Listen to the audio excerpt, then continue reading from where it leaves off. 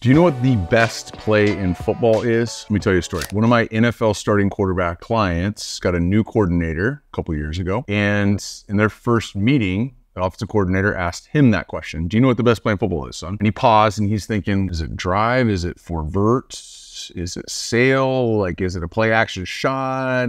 Pause for a little bit. Offensive coordinator jumped in and said a broken play. Now, a broken play is when you have a drop back pass and things break down, the pocket breaks down, somebody slips, somebody gets covered, whatever, and the quarterback has to improvise. Now, I don't have all the stats in front of me, but the point that the offensive coordinator was making is that if you take broken plays and you take that cut up across the league, it's the highest completion percentage, it's the highest touchdown to interception ratio, it's the most touchdowns, it's all the things that you would look at a play type and say what is productive. So there's actually stats to back it up. Now, for a broken play to end up one of those best plays in football, 4 things have to happen. 1, the quarterback has to have ball security leaving the pocket. This is exactly where strip sacks happen. When you're buying time, eyes downfield, go, change direction, somebody gets you from one side. So you got to have 2 hands on the ball, great ball security. 2, the receivers, pass catchers, have to be friendly. They can't just run their route, stand there and wave like it's my second grader at recess. They got to go, look around, find space, and create an opportunity for themselves. Because think about it, on defense, I don't care if it's zone coverage, cover 3. When a quarterback leaves the pocket, the defensive coordinators teach the defenders to attach to a receiver. So it might have started off in zone coverage, but when the quarterback dips, everybody on defense is playing man. So second, they gotta be friendly. 3, quarterback has to mitigate risk. Now, when you leave the pocket and there's chaos around you and you look at your receiver and you think he's open, you also haven't really had a lot of times to scan the field and make sure there's not somebody who's been staring at you the whole time, cutting across the field ready to jump in front of it. So you got to be able to manage the risk reward when you are doing something that's off time, off schedule, and off platform. And then 4, you got to be deadly accurate because, and I'll show you in this next clip, it's just when your body's going this way, it's hard to keep the ball that way. When your body's going this way, it's hard to get all the way open. And so it's just really difficult to be accurate when it's not a designed rollout, designed naked, but you just panicked, had chaos around you, got outside the pocket somehow. It's really difficult to be accurate in that setting, but to make this the best play in football, you gotta be. Enough talking, let's get into the clips. First up, this is Josh Allen. You can make a case. He's the best in the business at this, but I've got clips of some other guys who are in the running as well. And this is at the Chargers. I was actually at this game.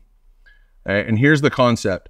This is called spot up top. I don't know what the Bills call it, but this is spot. I'm just gonna settle in this zone, free releasing 5-man protection, so free releasing back out of here, okay? We're gonna have Dalton Kincaid whip and come out. Khalid Shakir, I think's his name, on this basic, and I'm not really sure what Steph Diggs is doing. I think he's just running a hitch or doing his own thing. But here's the concept, and we're gonna go pure progression right across the field. Both of these are 1A, 1B, okay? And then we're gonna go to the basic. We can whip out of it, and again, I'm not really sure what Steph's doing here. So, Josh starts with his eyes right. Right away, he says no, because we really like spot versus cover 2. Okay, so this guy can settle in here, and now we've got this guy in a horizontal bind. But this coverage is kind of like it is cover 2, but that linebacker gets width, so Josh comes off of it, and he wants to hit Shakir right now on this basic, but here comes Joey Bosa off of his right side. There's a twist down here on the bottom. Josh has to move. Now it's too late. So Josh does what he does best, runs to daylight, and he sees his boy on this spot route. Again, this is Gabe Davis right here, who's going to end up getting vertical because he sees Josh leave the pocket. He's going to mailbox him, throw his hand up, and then look at this ball. Just before I let this throw go, Josh is running, not full speed, but call it 75% this way. And look at the line that Gabe Davis is on that is not going to move, not going to change. Josh loads up, coils. How about this ball placement? Right there, about a foot in front of his numbers. Gabe does the rest, runs, finishes, dances. What do you got for us, Gabe? Love it. Again, Josh, he's going to start with his eyes to his right, our left. So the little mic point right here. Here's the mic linebacker. All that means for you football junkies is the line have these 4 to him. Okay? So if 9 did come, we'd have to throw hot. Okay? So he points number 6 or whatever that guy is. Okay, he's going to start with his eyes right, says no to it, comes backside quickly, has to avoid, can't set up and throw, finds daylight, and then look at this position. The thing that nobody talks about, everyone says, oh, where's your right foot got to be? It's the load from the left pushing into the right. Now look from his left foot all the way up his left leg, all the way across his body. That line of tension is fully loaded. That allows you to throw the ball really far. It also allows you to have touch, feel, control, and put the ball in places like this. Again, he's running this way, okay?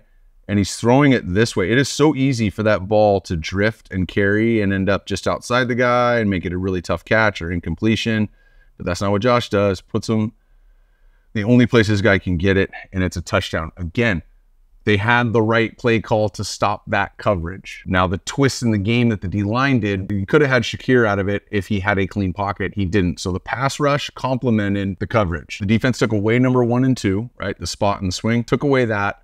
The game that the defensive line ran, the twist, the whatever you want to call it, the stunt, forced Josh to move in the pocket to take him off of number 3 in the progression, and it's still a 40-something yard touchdown. So if I'm building a case that this is the best play in football, that is Exhibit A. All right, Exhibit B, Patrick Mahomes, also one of the best in the business at the best play in football. Here's the concept, okay? Sail type concept. He's going to come sit it down right here.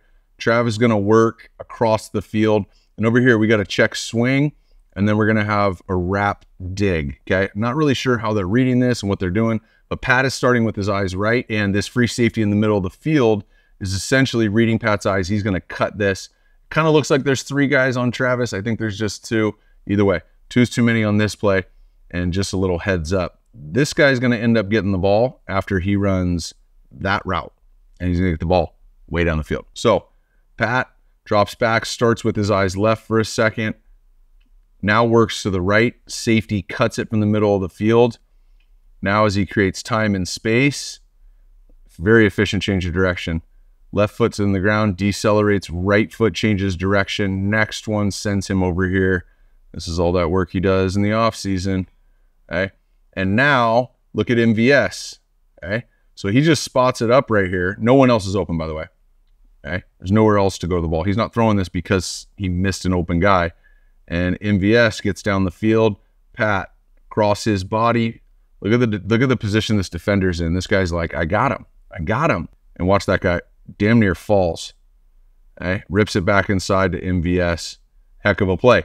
Now, he didn't break 7 tackles like the next play I'm going to show you.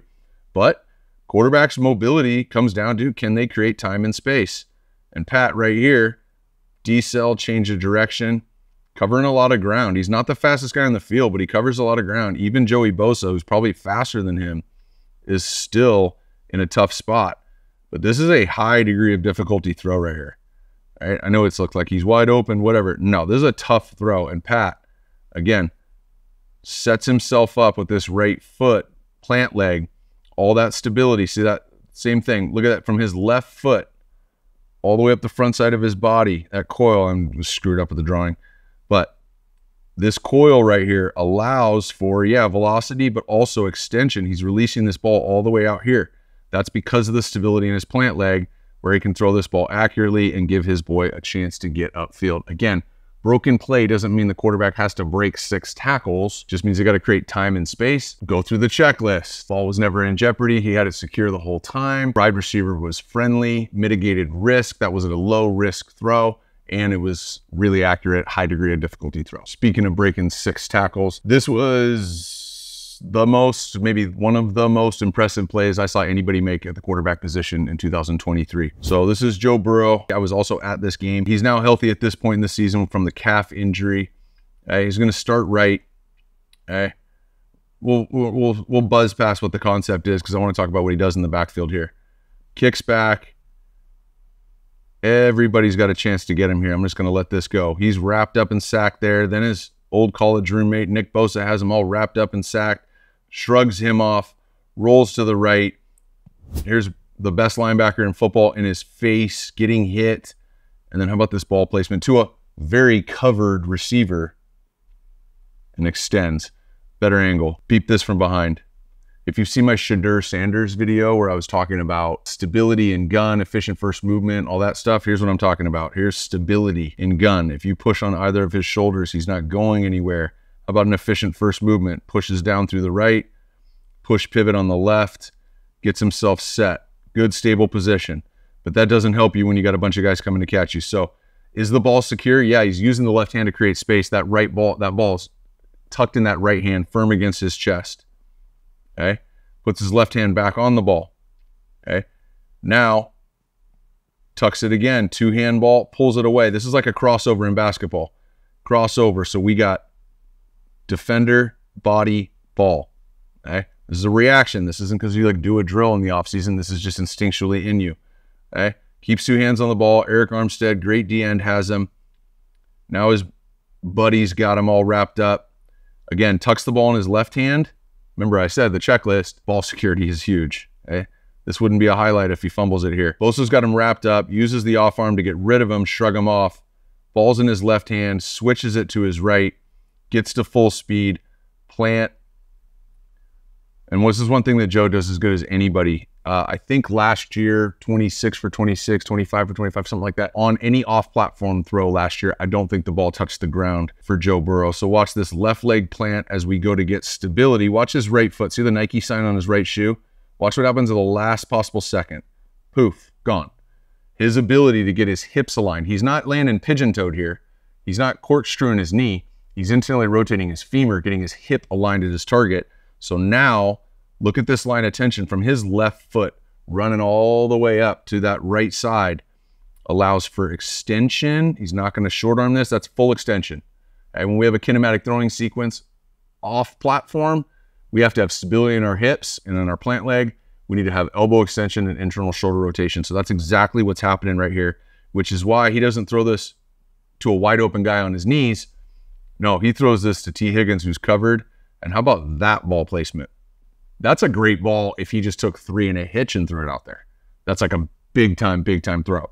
But no, this is after he just made arguably the best defensive in the league look silly, get out of the pocket, maintain ball security. T. Higgins is friendly, mitigated risk, and deadly accurate on this one. So the best play in football. This is not in the playbook. Now you might work it in practice, okay? And I've had clients who were drafted really high, and as I was talking to their coordinators throughout the offseason of their first year, I told the coordinators in the past, I can think of 2 or 3 guys where this was the case, where I said, look, this guy is super mobile. There's gonna be a lot happening. He's gonna be playing right away. You might wanna just work on this in practice a little bit. So what they would do is in 7-on-7 period of practice, they'd have the quarterback drop back, kind of go through his read, even if somebody's open, skip it, and then get out of the pocket, roll right, so he can get a rep, and then they can coach the rep on tape. Hey, wide out, look at this green grass. You got to run to green grass. You got to push vertical and work back to him. You got to be friendly. So I know places that work this, but it's still not a play in the playbook. But if I was playing today, this is something I would absolutely work on, is what happens when I drop back, nothing's there. 1, which way do I want to go? 2, realistically, where are these guys most likely going to end up? It's just something I would talk to my guys about, have meetings about, and I've got a lot of clients where this is a huge point of emphasis because statistically speaking, it's the best play in football. Now, if you are a middle school and high school quarterback, we work and talk about things like this at my QB Summit Tour. I've got about 5 stops left for this offseason as we wrap in Orange County in July. But whether you are or aren't,